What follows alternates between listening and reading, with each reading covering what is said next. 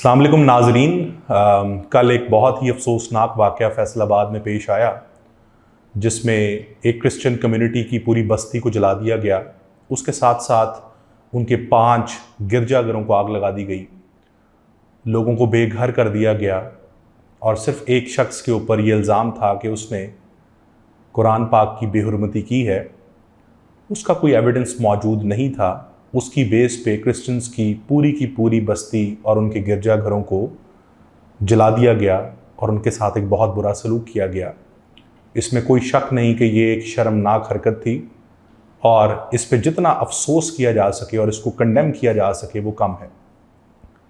मैं आज इसी मसले के ऊपर आपसे मुखातिब हूँ और मैं कुछ हिस्टोरिकल एविडेंसेस भी इस पे दूंगा और हम बेसिक वजह को जानेंगे, वो रूट फैक्टर्स को जानेंगे जिसकी वजह से इस तरह के वाक़यात पाकिस्तान में होते रहते हैं। कुछ अर्सा पहले ब्लास्फेमी के मसले पर एक शख्स को गोली मार दी गई।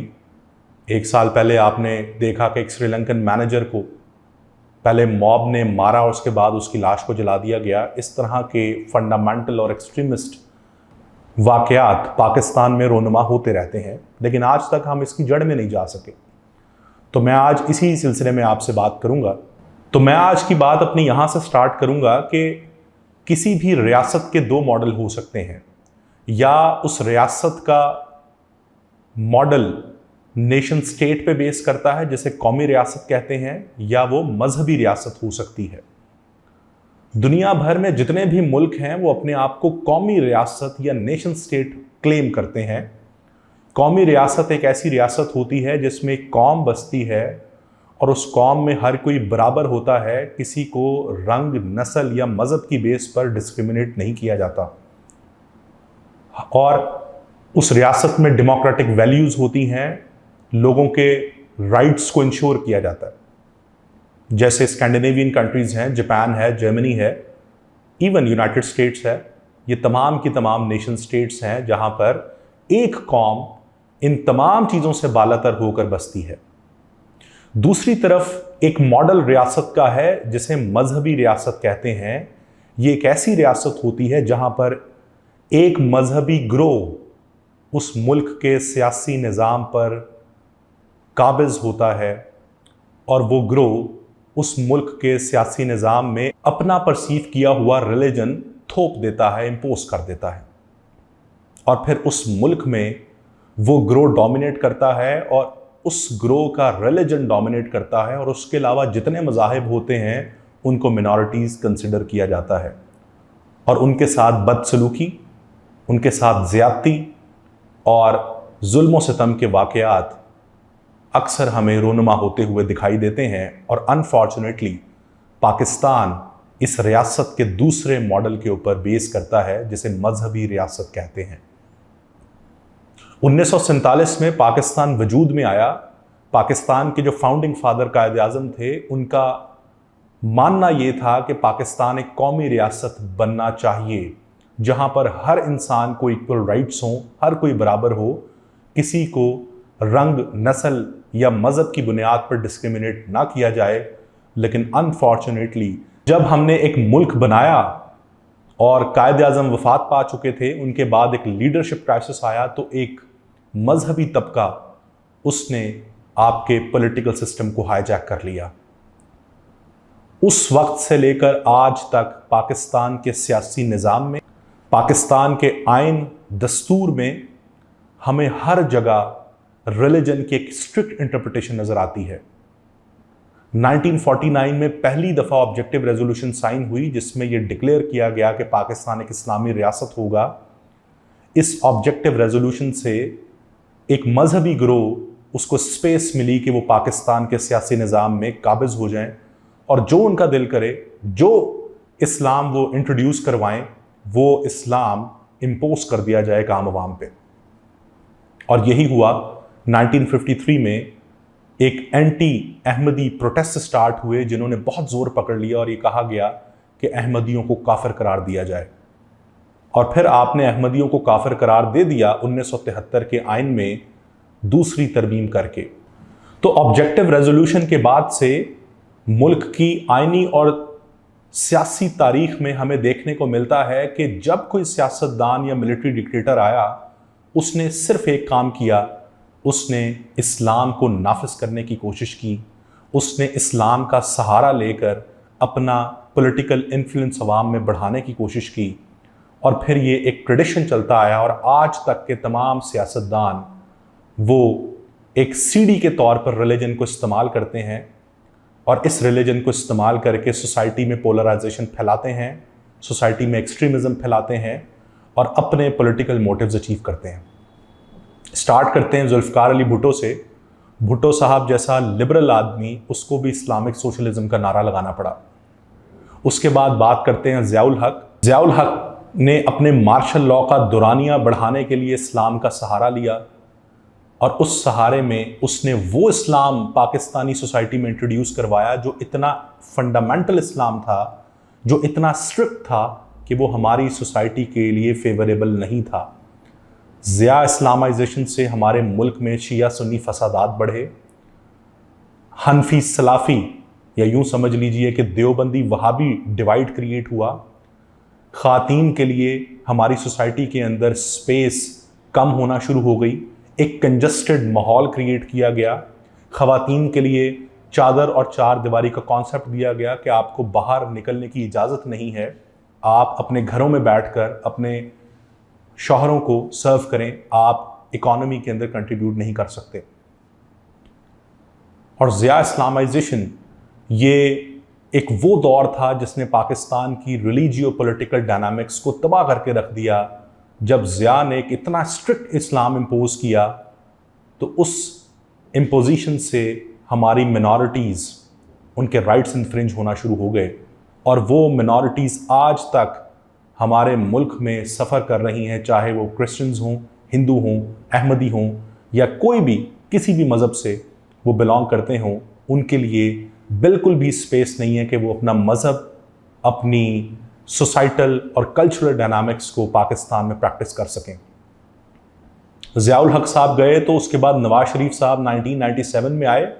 वो बाकायदा एक तरमीम करना चाहते थे जिसमें उन्होंने कहा कि जी मुझे अमीरुल मोमिनीन डिक्लेयर किया जाए।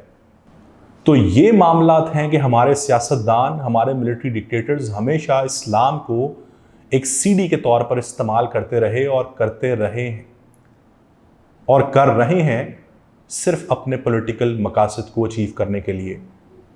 और अगर हम आखिर में इमरान खान साहब की बात करें तो इमरान खान साहब जैसा लिबरल आदमी भी रियासत मदीना की बात करता है कि मैं इस मुल्क में एक रियासत मदीना का मॉडल लॉन्च करूंगा। तो क्या बहैसियत एक आम आदमी हमने सोचा है कि क्यों हमारे हर सियासतदान को या मिलिट्री डिक्टेटर को ये ज़रूरत पेश आती है कि वो इस्लाम का कार्ड इस्तेमाल करे अपना पॉलिटिकल इन्फ्लुएंस लोगों तक बढ़ाने के लिए।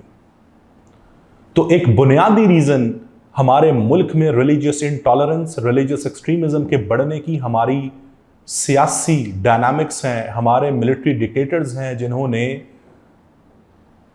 पास्ट में एक्सट्रीमिज़म फैलाया, उसको फ़रोग दिया और आज वो हमारी सोसाइटी में एक नौजवान के दिमाग में इंस्टिल हो चुका है।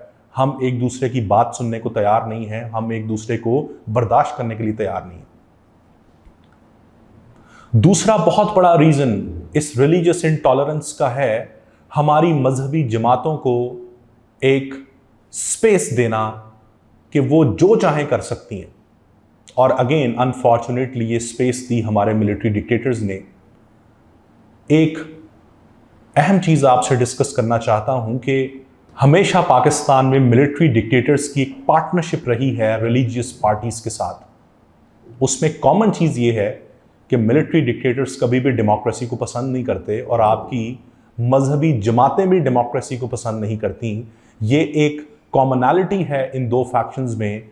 और आप देखेंगे जब जब मार्शल लॉ लगा है तब तब सियासी जमातों को बैन किया गया है और इन्हीं मजहबी जमातों को फ़रोग दिया गया है, चाहे फिर वो जमीयत उलमा इस्लाम हो, जमात इस्लामी हो और आज के दौर में TLP हो। मैं माजरत के साथ, आप में से बहुत से लोग होंगे जिनकी इन पार्टीज़ के साथ एफिलिएशन होगी, लेकिन हमें एक रैशनल व्यू को सामने रखते हुए सोचना है क्योंकि ये इतना हसास मामला है जिससे हमारे सिर्फ मुल्क की बदनामी नहीं हुई, हमारे मज़हब इस्लाम जो आप सल्लल्लाहु अलैहि वसल्लम ने टॉलरेंस का सबक दिया, इस्लाम जो रिलीजन ऑफ पीस है, आज वो मिलाइन हो रहा है पूरी दुनिया में। और आज किस मुंह से हम इस्लामोफोबिया की बात करते हैं, किस चीज़ को सामने रखते हुए हम ये कहते हैं कि वेस्ट में मुसलमानों के साथ ज़्यादती हो रही है और एक बायसनेस दिखाई जा रही है मुसलमानों को। हम अपने मुल्क में अपनी मिनॉरिटीज़ के साथ क्या कर रहे हैं? तो इसमें दूसरा बुनियादी फैक्टर एक मर्जर है मिलिट्री और हमारी मजहबी जमातों का, जिन्होंने कभी भी नहीं चाहा कि पाकिस्तान जैसे मुल्क में सही मायनों में डेमोक्रेसी आए, लोगों के फंडामेंटल राइट्स को इंश्योर किया जाए, मिनॉरिटी राइट्स को इंश्योर किया जाए। तीसरा पहलू हमारा एजुकेशन सिस्टम है, जिसने सबसे ज़्यादा सोसाइटी में एक्सट्रीमिज्म फैलाया। अगर मैं 10th ग्रेड की आपको टेक्स्ट बुक का हवाला दूं, तो हमारी मैट्रिक की किताबों के अंदर ये पढ़ाया जाता है कि हिंदूज़ और क्रिश्चियंस हमारे दुश्मन हैं। मुसलमानों से हटकर जो बाकी मज़ाहिब पाकिस्तान में एग्जिस्ट करते हैं वो अनपैट्रियोटिक हैं। क्रिश्चियंस को हम लिंक करते हैं कि इनकी तो लॉयल्टीज़ वेस्टर्न कंट्रीज़ के साथ हैं, ये मुसलमानों के साथ लॉयल नहीं हो सकते, ये मुल्क के साथ लॉयल नहीं हो सकते। और हिंदू जो पाकिस्तान में बसते हैं, ये क्लेम किया जाता है हमारी किताबों में कि उनकी लॉयल्टीज़ तो हमेशा इंडिया के साथ रही हैं, वो कभी भी हमारे साथ लॉयल नहीं हो सकते। और हमने हमेशा से अपनी टेक्स्ट बुक्स के अंदर इन तमाम बाकी मज़ाहिब को इन्फीरियर शो किया है, एक बच्चे के दिमाग में डाला है कि इस्लाम एक सुपीरियर रिलीजन है और बाकी तमाम के तमाम रिलीजन इन्फीरियर हैं। बाकी तमाम मिनॉरिटीज़ ये एंटायर पाकिस्तान है, ये पाकिस्तान के साथ ये कभी भी एग्जिस्ट नहीं कर सकते। बाकायदा प्री पार्टीशन को कोट करते हुए ये लिखा गया है कि मुसलमान मज़हब की बेस पर हिंदुओं के साथ कभी इकट्ठे नहीं रह सकते और हिंदू कभी भी मुसलमानों के खैरख्वाह नहीं हो सकते। अब जो बच्चा आपकी 9वीं 10वीं जमात में पढ़ रहा है और उसको ये आइडियोलॉजी दी जा रही है, वो तो ऑब्वियसली अब एक एक्सट्रीमिस्ट सोच के साथ बड़ा होगा और वो इनके साथ डिस्क्रिमिनेशन करेगा। और वो जो एक एसेंस है इस्लाम का, पीस, टॉलरेंस, वो उससे दूर दूर तक नावाकिफ रहेगा। चौथा फैक्टर इस रिलीजियस एक्सट्रीमिज्म का है हमारे मुल्क में मदारिस का रोल। हमारे मदरसाज में जो बच्चों को एक एक्सट्रीमिस्ट सोच उनके दिमागों में डाली जा रही है, ये एक बहुत बड़ा फैक्टर है जिसने हमारे मुल्क में एक्सट्रीमिज्म फैलाया है। इसमें बुनियादी रोल ये है कि जो इमाम मस्जिद या जो एक आलिम एक बच्चे को कुरान की या जुरिस्प्रूडेंस की तालीम दे रहा है, उसको कोई एक्सपोजर नहीं है इंटरनेशनल रिलेशंस का, उसको कोई एक्सपोजर नहीं है फॉरेन पॉलिसी का। वो कश्मीर और फ़लस्तीन की डायनामिक्स को मैनिपुलेट करके उस बच्चे के अंदर जहाद का नैरेटिव डाल रहा है। उसको कोई एक्सपोजर नहीं है आपके मुल्क की तारीख का और आपके मुल्क के जो ताल्लुकात नेबरिंग कंट्रीज़ के साथ ख़राब हो रहे हैं, और फिर नेबरिंग कंट्रीज़ में से ग्रुप्स आपके मदारिस में से बच्चों को उठाते हैं, उनको रिक्रूट करते हैं, उनकी ब्रेन वॉश करते हैं।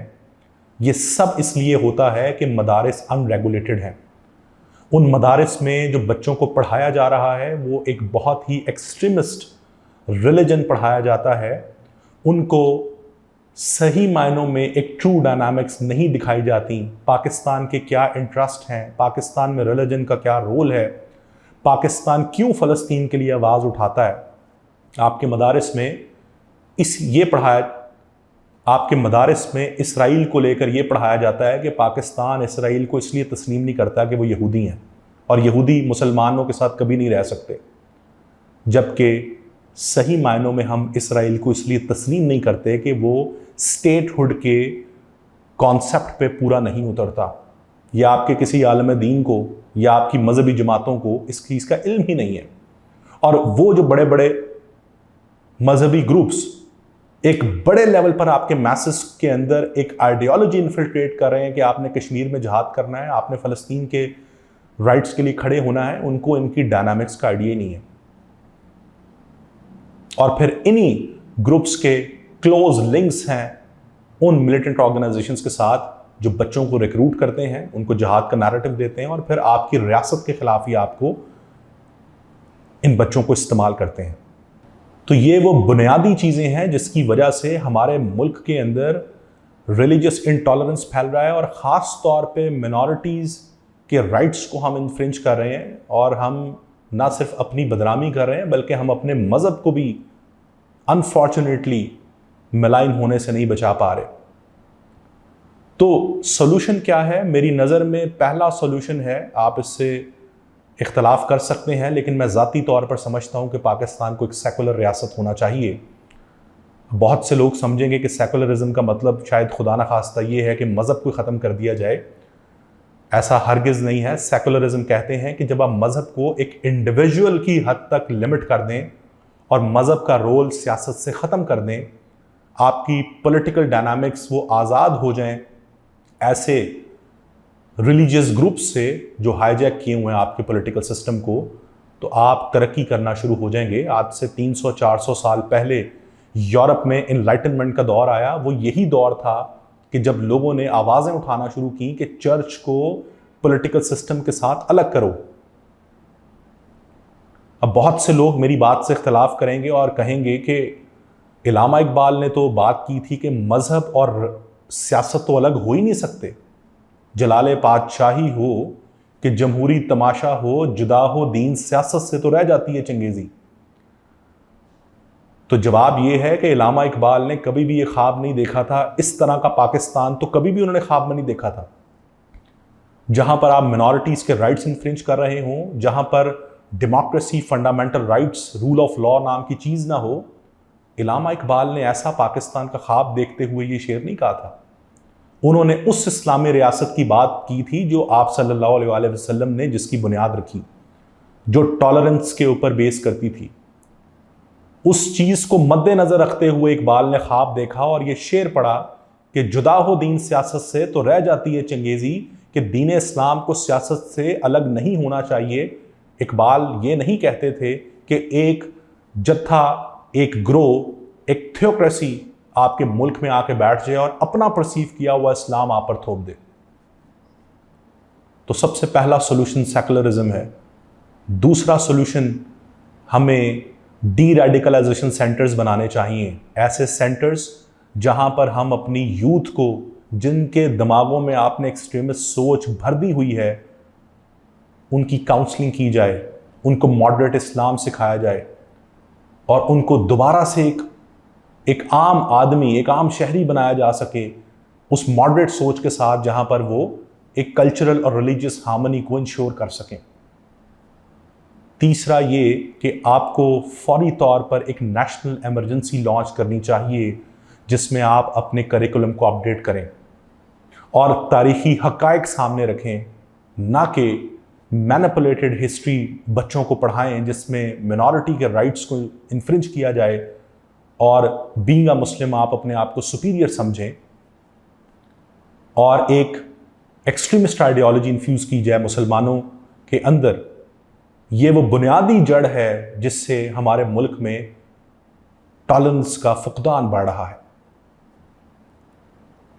और आखिर में हमारे मुल्क में जमहूरी इक़दार, rule of law, fundamental rights और ख़ास तौर पे जो सेल्फ डिटर्मिनेशन है कश्मीरियों की और फ़लस्तीनियों की, उसके पीछे क्या हक़ाइक़ हैं वो आम आवाम के सामने रखने चाहिए। इन चीज़ों को इंश्योर करना चाहिए ताकि पाकिस्तान एक प्लूरलिस्टिक सोसाइटी बन सके, पाकिस्तान में एक मॉडरेट इस्लाम प्रैक्टिस किया जा सके और पाकिस्तान को हम इस फंडामेंटलिज्म से और रिलीजियस एक्सट्रीमिज़म से आज़ाद कर सकें। बहुत शुक्रिया।